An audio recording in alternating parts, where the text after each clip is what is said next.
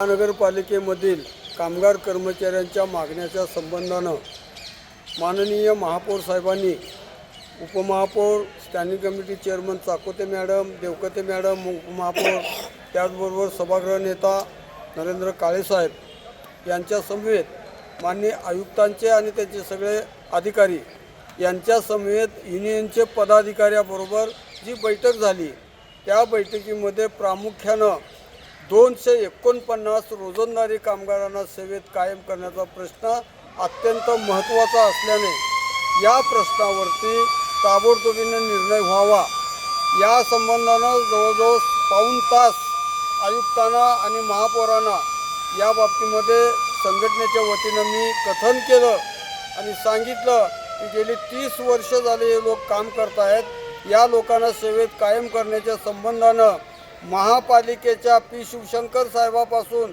ते कोंबाशे साहेबापर्यंत सगळ्यांनीच महाराष्ट्र शासनाला जी पत्र दिलेली आहेत ही पत्र नकारात्मक दृष्टिकोनातून दिलेली पत्र आहेत आणि ही नकारात्मक दिल्यामुळं या 249 कामगारांना सेवेत कायम करता आलं नाही। आता माझं म्हणणं असं आहे की सकारात्मक आपल्याला जर करायचं असेल, तुम्ही सर्वोच्च न्यायालयाचा आम्हाला दाखला देता, सर्वोच्च न्यायालयानं निर्बंध घातलेले आहेत म्हणून सांगता मान्य, त्याचबरोबर 35% 8 हे जे निर्बंध म्हणता हे मी मान्य आम्हाला। या पद्धतीनं तुम्ही जी निर्बंध सांगितलेले आहेत हे निर्बंध सगळ्या महापालिकांना लागू आहेत। विशेष करून आयुक्त ओंबाशे साहेब यांनी या सेवकांना सेवेत कायम करतो म्हणून आम्हाला शासनाकडून अनुदान द्यावं पगारासाठी, ही मागणी अनाठ आहे आणि कधीच पूर्ण होऊ शकत नाही। अशा मागण्या घातल्यामुळं रोजंदारी कामगारांना सेवेत कायम करता आलेलं नाही।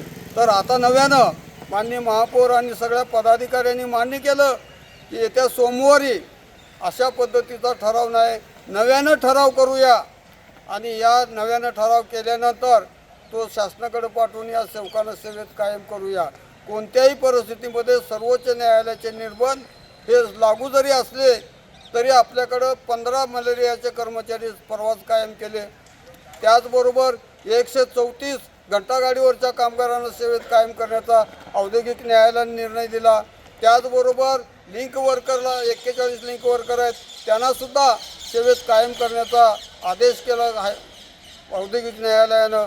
तर हे सर्वोच्च न्यायालयाचे निर्बंध असताना अशा पद्धतीनं काम होत आहे, त्यांना निर्बंध नाहीत का असा प्रश्न केल्याच्या नंतर त्यांनी सांगितलं की कोणत्याही परिस्थितीमध्ये सोमवारी पुन्हा एकदा बैठक घेऊया आणि या बैठकीमध्ये ठरल्याप्रमाणे येत्या 20 तारखेच्या बोर्डात रोजंदारी कामगारांना सेवेत कायम करण्याचा प्रस्ताव, सकारात्मक प्रस्ताव पाठवून द्यायचं त्यांनी कबूल केलं, त्यामुळे आमचं समाधान झालेलं आहे। दुसरं